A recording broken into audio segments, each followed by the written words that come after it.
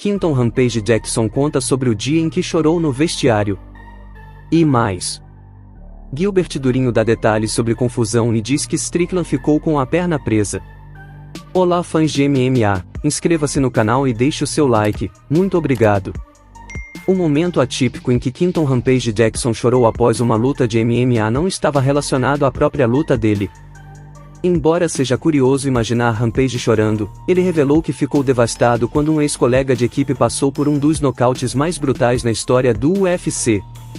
Rampage Jackson estava falando sobre o nocaute no UFC 100, quando Michael Bisping foi nocauteado por Dan Henderson. Nessa luta, Henderson acertou um poderoso soco de direita que deixou Bisping inconsciente. Rampage compartilhou essa história com Henderson durante um episódio recente de seu podcast, o Jackson Podcast.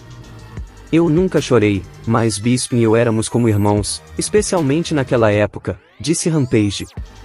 Nossa ligação não é tão forte agora, devido a alguns problemas entre nossos empresários. Eu, Sheik Kong e Bisping, éramos como um grupo unido de irmãos. Eu senti que, naquele momento, talvez eu não o tenha apoiado o suficiente nos treinos ou algo assim, expressou Rampage.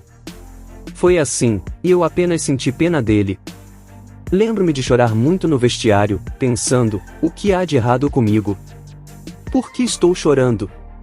Eu nunca choro, foi estranho. Michael Bisping teve a oportunidade de vingança 7 anos depois, quando teve uma revanche com Henderson em sua defesa de título como campeão peso médio no UFC 204. Apesar de ser derrubado várias vezes, Bisping resistiu à pressão e, no final, superou Henderson para garantir uma vitória por decisão unânime. Próxima notícia.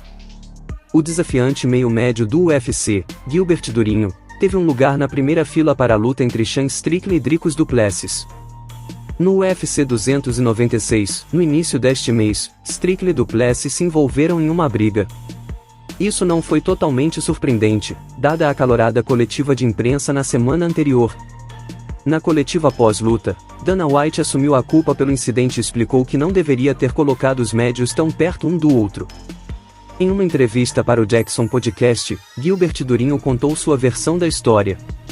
No bate-papo com Rampage Jackson, o meio-médio explicou que ninguém realmente saiu vencedor da briga. No entanto, ele reconheceu que Sean Strickland pediu educadamente para sua família se mover antes da luta, o que ele apreciou. Ele também afirmou que Strickland o avisou sobre o que poderia acontecer mais cedo na noite. A briga poderia ter sido pior do que foi. Segundo Durinho, enquanto os dois estavam brigando, as pernas de Strickland ficaram presas nas cadeiras próximas ao ringue. Felizmente, não houve ferimentos graves. Strickland chegou e já tinha ideia na cabeça, afirmou o brasileiro. Ele disse: sua família está aqui, se eu fizer algo, te dou o aviso, ok? Eu disse, ok, pensei que ele estivesse brincando. Quando as coisas começaram a acontecer, ele olhou para mim e disse: agora. Ele pediu para meu filho e minha esposa se moverem, então eu fui na frente deles. Ele continuou, ele ficou louco. O que as pessoas não viram é que quando você não está sentado, a cadeira sobe. Ele empurrou a cadeira para baixo, mas quando pisou, foi muito para frente, e a cadeira meio que afundou. Foi por isso que começaram a se agitar e agarrar um pouco.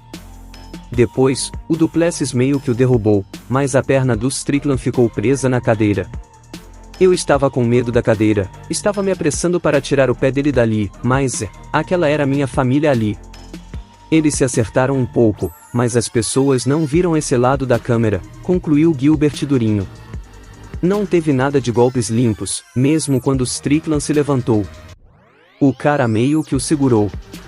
Foi meio que uma correria, o cara caiu em cima dele e desferiu alguns golpes, foi um empate. E aí, fã de UFC, o que achou da revelação de Rampage Jackson? E o que achou do relato do Durinho sobre a briga?